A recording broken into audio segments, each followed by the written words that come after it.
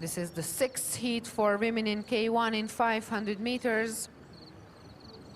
As you can see, we will miss lane 6, Algeria. But we have the USA in lane 1, Jennifer Berg. Finland in lane 2, Natta Malinen. Saman Soltani in lane 3, representing the ICF. In lane 4, Franziska Widmer from Switzerland. In lane 5, Anna Moes from the Netherlands. In lane 7, Anja Osterman representing Slovenia. And in lane 8, Yuka Yamamoto from Japan. It's Anja Osterman from Slovenia in the leading position, followed by Franziska Widmer from Switzerland.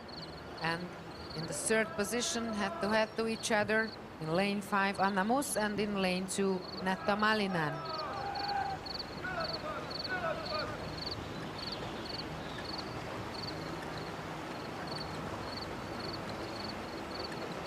In the fifth position, Saman Soltani, representing the ICF. So right now she's in a semi-final A finalist place. Let's see if she can keep her fifth position. Anja Osterman still in the lead, followed by Franziska Widmer, Anna Moes, and Natta Malinen.